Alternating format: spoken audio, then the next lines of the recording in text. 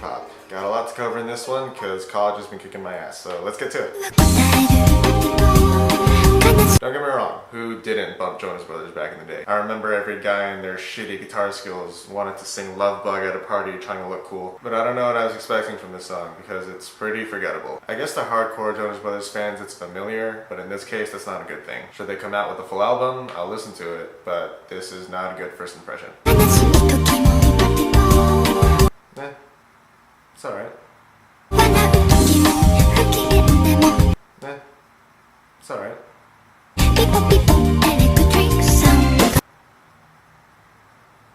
This song sucks.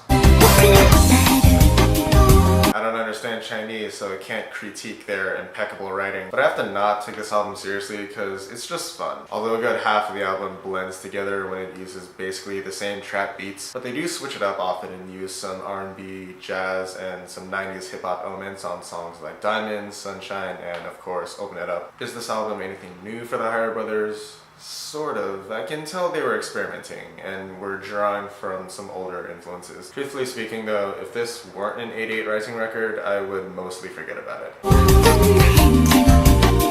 Alas!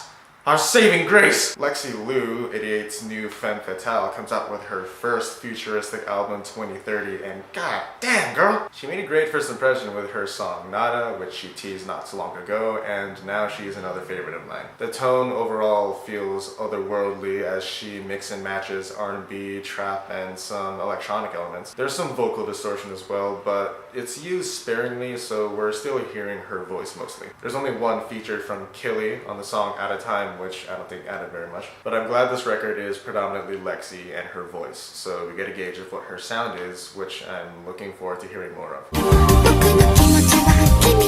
The meme potential of this movie is unprecedented. The more I hear of Ryan Reynolds as Pikachu, the less complaints I have. This feels fresh and oddly acceptable. I just wish I didn't reveal Mewtwo just yet. Like, don't oversell, you know? It's Pokemon, you already got us.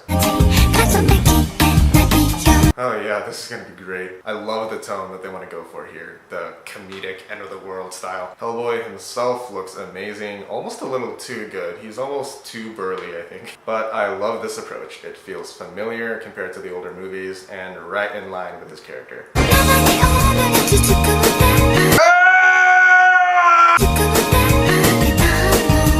I had the lowest of expectations when I went to see this, so much so I didn't care I was late to seeing it with my friends. However, I'm pleasantly surprised. Liam Neeson wasn't a complete badass in this movie. He was just a dude killing people, and it felt more gritty that way. And Tom Bateman as the villain was really engaging. The dark humor is spot on, and this is definitely an underrated pick. Another underrated pick, February has some hidden gems. A biopic film about a female wrestler and her family with WWE references galore. I had a lot of fun. Florence Pugh has a very bright career ahead of her. The family dynamic is obviously the core of this film, and you will remember their story by the end. The climax of a near decade-long journey. How to Train Your Dragon 3 brings the trilogy full circle and fully represents the cast. It may not be as action-heavy as the previous films, but that's not the point. A major theme of the film was growing up and being able to say goodbye. Along with that, the action is awe-inspiring and has some of my most favorite visuals and music in all of animation. I'm gonna miss these characters and this world, but it was sent off gorgeously. And for that, How to Train Your Dragon: The Hidden World gets my victorious stamp. And that's it for the February Culture Pop. This is more in line of what I want the Culture Pops to be. More things to talk about, a broader list of things to talk about. Last month was pretty sparse, and that bugged me because right afterward I remembered a bunch of things that I wanted to include. This time this is just about everything that I can remember. That said, thank you so much for watching. Subscribe if you liked it, dislike if you didn't, and I'll see you next time.